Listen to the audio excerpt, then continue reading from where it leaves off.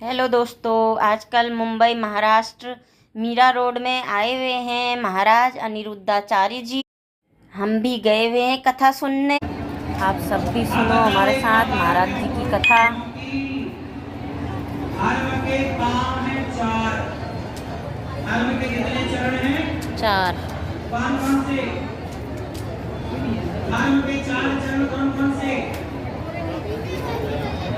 सत्य, दया, सत्य, दया, दान, तप। धर्म के कितने काम? सत्य, दया, दान, तप। चार। और चार काम में इस कलयुग में तीन काम टूट चुके। धर्म के तीन काम टूट चुके हैं, सत्य, दया और तप। ये तीन काम टूट चुके हैं, इसलिए नंदी के तीन काम अंदर होते हैं। एक काम बचा है नंदी का, जो है दान। आज पूरे दुनिया में यदि धर्म कर्म कहीं दिख रहा है तो आप लोग कुछ दान पुण्य कर रहे हैं, उसी से कुछ धर्म कर्म दिख रहा है। तो आज केवल दान चरण, बाकी तीन चरण धर्म के टूट चुके हैं। इसलिए शिव जी किसकी सवारी करते हैं? धर्म की। और एक पांव नंदी का वाहन होने का प्रतीक है कि नंदी का एक पांव बचा है, मतलब दया, मतलब दान। तीन पांव टूट चुके हैं, मतलब वो भीतर। शंकर जी बड़े प्रेम से धर्म पर सवार होते हैं। शंकर जी के सिर पर कौन होती है? जोर से। गंगा। गंगा, गंगा, गंगा मैया। आप बताओ, शंकर जी के सिर पर कौन होती है? गंगा मैया है ना, और चंद्रमा भी है ना।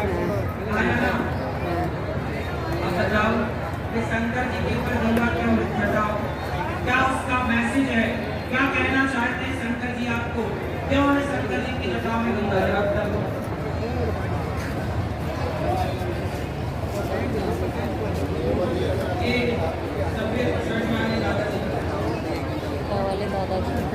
शंकर जी के ऊपर गंगा क्यों है?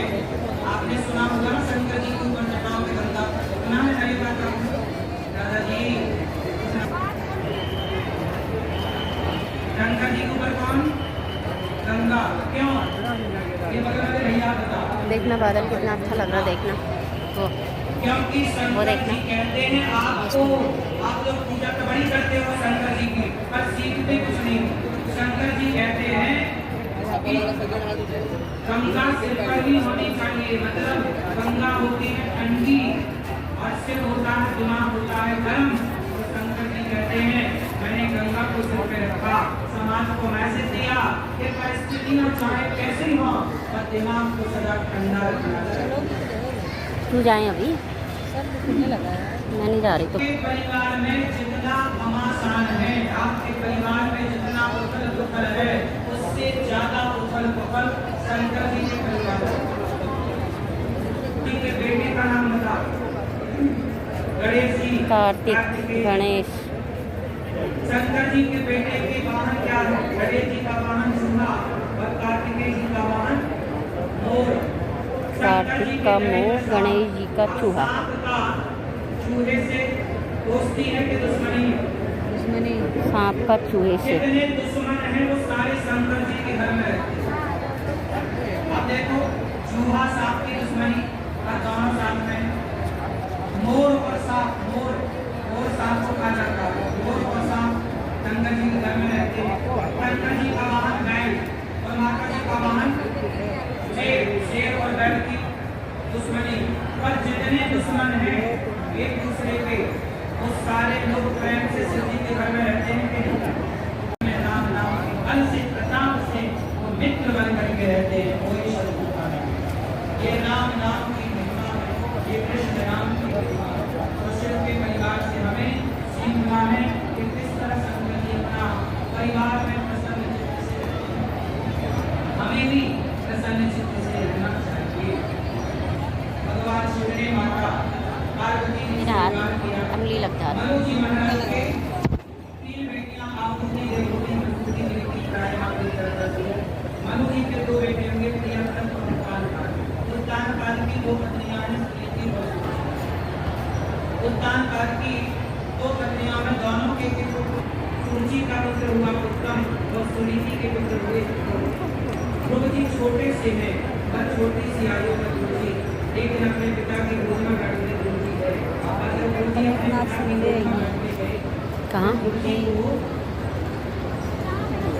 पिता की गोद में बैठा देख सुरुचि को बड़ा गुस्सा आया, हाथ पकड़कर नीचे गिरा। भाषण होंगे लास्ट में कल नेताओं के।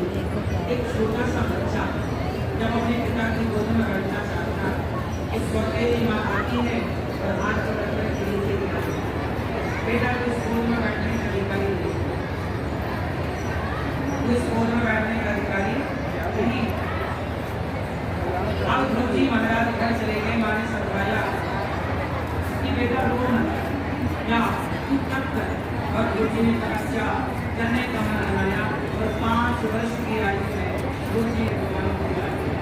भगवान ने अपना दर्शन देकर ध्रुव जी पर कृपा की और ध्रुव जी भगवान का दर्शन करके प्रसन्न हुए। के वंश में बड़े बड़े राजा हुए, अंत में लोग गए अपनी माँ को लेकर ध्रुव जी महाराज। एक कल हम लोग 6:30 बजे पहुँचे थे ना। 6:30 की पहुँचे, 6 बजे पहुँच गए होंगे। 1 घंटा तो देखा ही होगा। सब परिवार को छोड़कर गंडकी की वजह से और गंडकी के तट पर जाकर के भगवान अच्छा भारत जैसे ज्ञानी जो घर परिवार छोड़ के तपस्या करने गए, उनका मन एक मृग में लग जाने से उन्हें मृग इसके कोई हाथ बता दो, इसको बताने वाला भैया शांत रहो मेरी माँ, बैठ जाओ, तब बैठो मेरी माँ। थोड़ा थोड़ा आगे की सकाओ, पीछे जगह हो जाएगी, भक्तों को बैठने की जगह नहीं है, थोड़ा आगे की सकाओ कर सकते हो। दोस्तों, अनिरुद्धाचार्य जी की कथा अच्छी लगी तो लाइक सब्सक्राइब शेयर जरूर करें मेरे चैनल को। Thank you so much.